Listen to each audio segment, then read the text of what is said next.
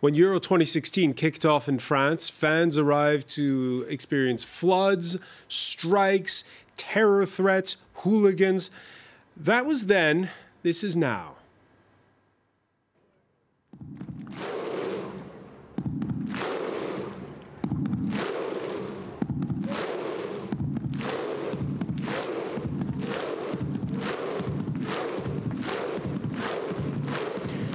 Iceland's fans showing how it's done in what's been a tournament of giants and giant killers, from that tiny nation of 300,000 upsetting England to the prospect of another epic encounter between hosts France and world champions Germany.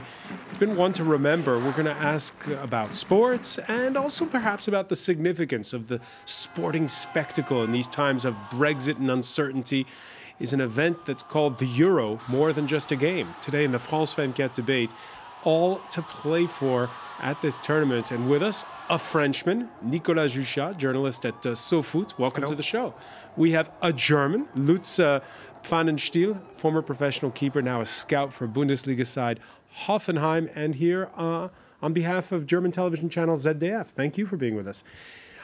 We also have a Welshman, Robbie Knock, journalist at Eurosport. Hi there. How are you, sir? Very well, thank you. All right. And an Icelander from The Hague, Magnus Anyar Magnuson, manager of soccer agents Total Football, and co-founded, by the way, with the legendary Arnor Gudjonsson, whose clients include his son, Ior Gudjonsson. Thank you for being with us here in the WENTE debate. My pleasure. The WENTE debate, where you can join the conversation on Facebook and Twitter, the hashtag F24debate. Robbie, if the Welsh beat Portugal, will you be able to top this? Gegn Danny Rose og Jói sem setur hún á Gylfa. Gylfi í fyrsta Jóntaði og Kolbeinn. Með skot! Já! Við erum komnir yfir! Við erum komnir yfir! Hér í Nýs! Kolbeinn Sigþórsson með fyrsta markið sitt á EM! En ekki það síðasta!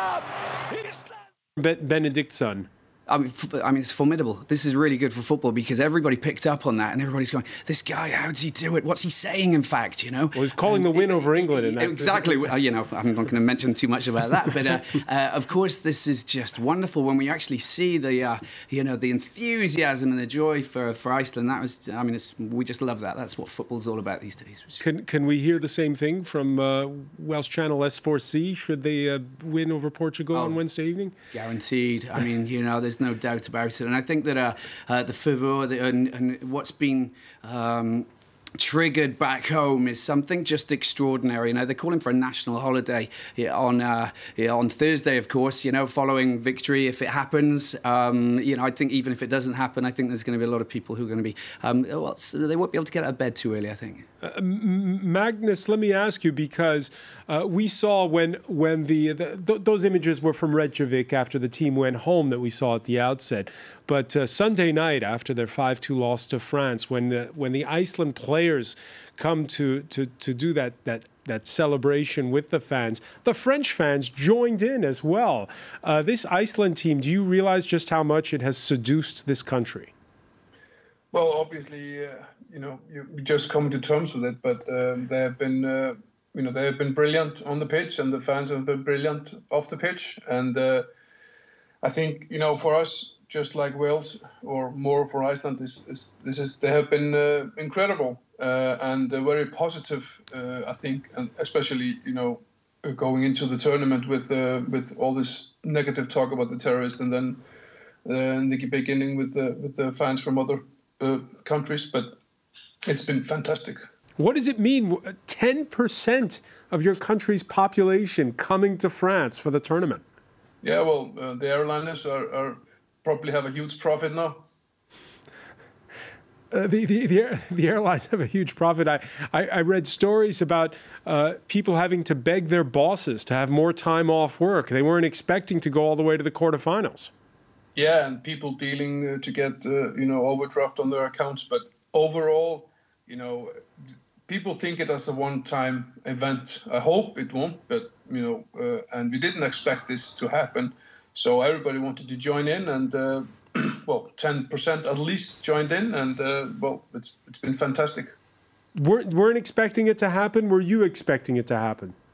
Well, we just in the beginning, you know, we were very grateful to get qualified for the Euros because the group was quite strong. When we have had qualified, you know, everybody wanted to go. We didn't expect to qualify from the group. We did. Then, you know, obviously for Iceland to play against England, where you have the Premier League is very popular. Every kid has a favorite team.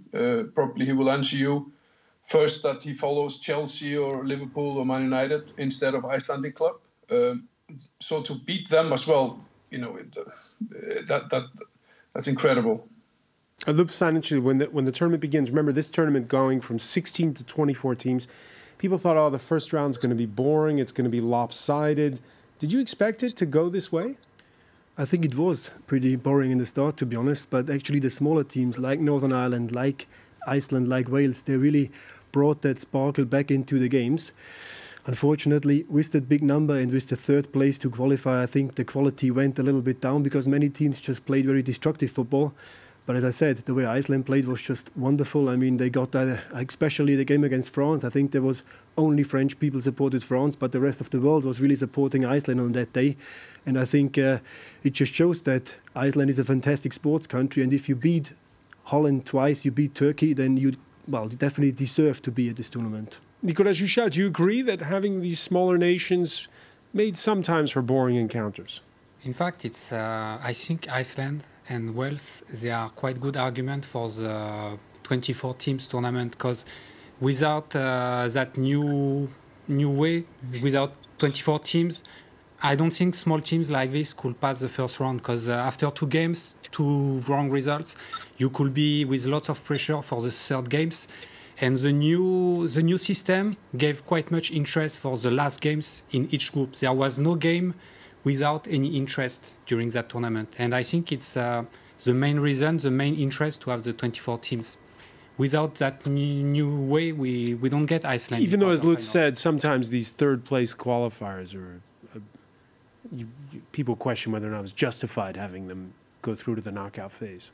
But at the same time, to have that new teams, we discover teams because of that new system. I think it's something refresh the tournament. We don't see the same team all the time. We don't see the same faces.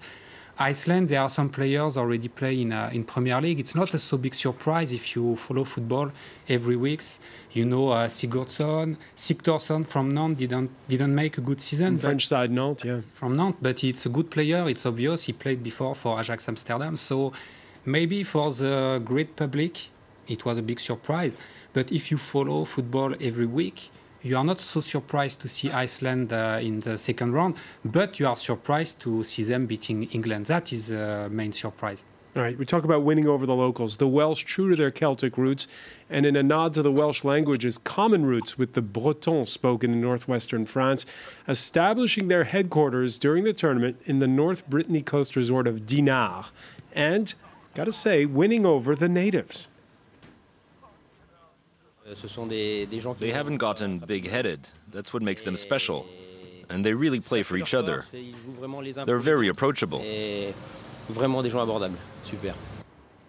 Now, on that point, Real Madrid calls its top-paid superstars Galacticos. Wednesday's semi-final will feature 2, Cristiano Ronaldo for Portugal and Gareth Bale for Wales.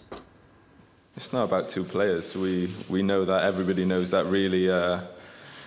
It's about 2 nations in a semi-final, 11 men against 11 men.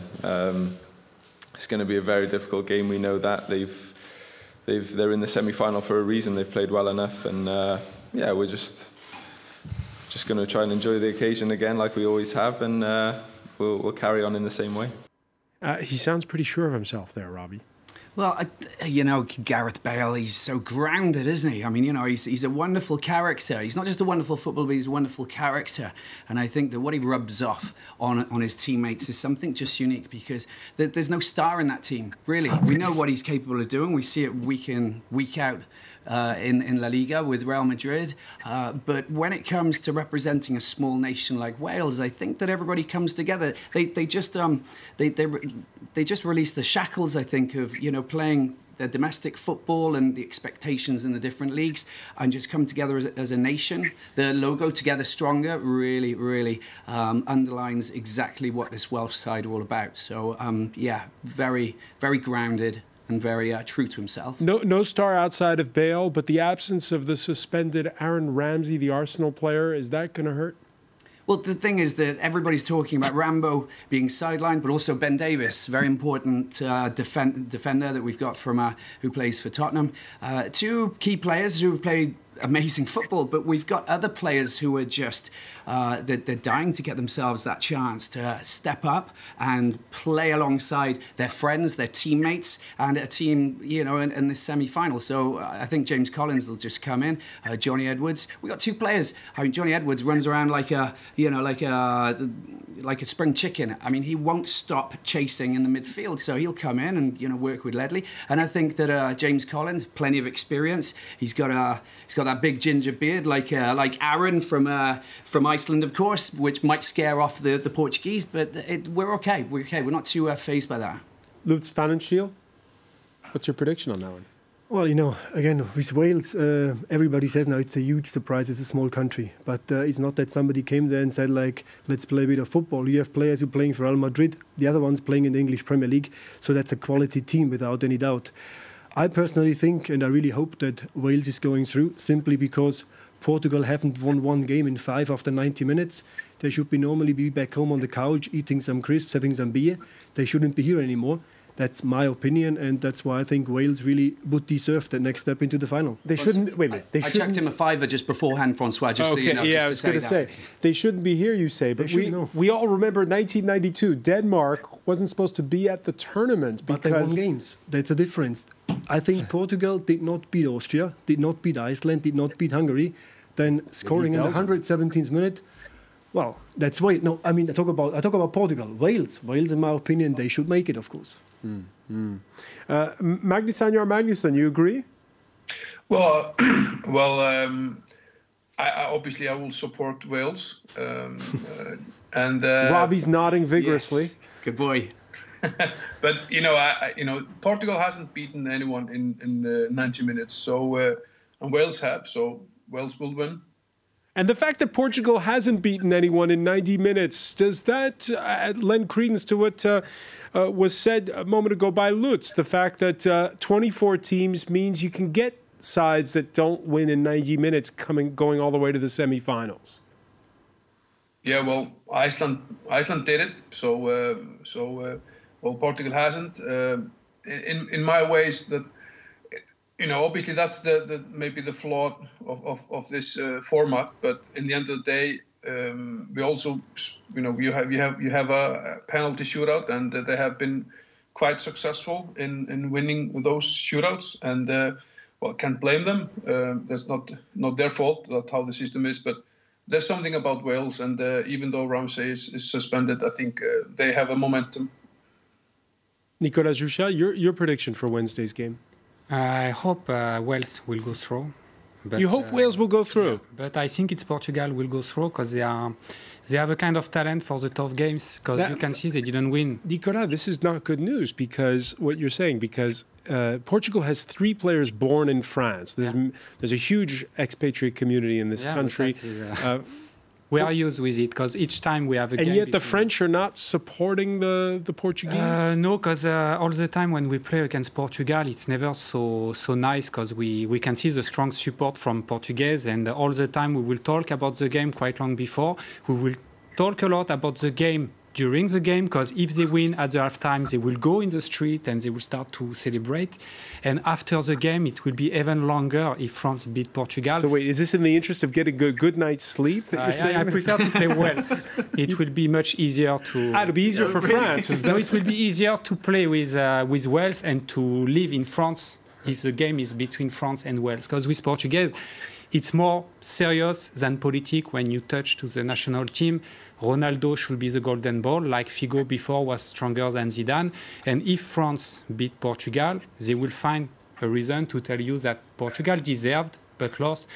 Usually it's very complicated if you have some friends Portuguese friends, during 1 or 2 months after, the relationship will be much more difficult. Robbie, you're a long-time resident here. Have you witnessed this sort of symbiotic relationship between the French and the Portuguese? Well, I mean, we know that every time that the Portuguese team turns up in the Champions League and takes on PSG, over the years, of recent years, you know, since they became a great team, we've seen a lot of Portuguese fans, you know, spill into the streets, and you know, you can see the flags go up. So yeah, Paris has a very large population. I think it's got the biggest population of Portuguese outside of Portugal in a city. So I mean, yeah, it will be quite complicated for them, you know, if Portugal go on, if they can get past us, of course, and you know, get past the French if the French qualify for the final. Before we go to the break, we talked about Gareth Bale. Let's talk about Cristiano Ronaldo, because we've seen the best and the worst of him at this tournament, complaining to the referees when things didn't go his way, and then scoring those brilliant goals. I mean, without any doubt, he's one of the best players at the moment anyway, maybe of all times. I just personally don't like his antics about everything needs to be surrounding about him. Maybe he's better looking than you and I. He's a Galactico in the wrong sense of the term? No, not really. I think it's his kind of show to make him feel good, to really get the best out of him. But if you compare the two characters, Gareth Bale and Ronaldo, Gareth Bale is always down to earth, he's modest, he rather celebrates with his daughter, while Ronaldo is more in front of the mirror. So that's a little bit of a difference. But again, he's a great player, one of the best in the world.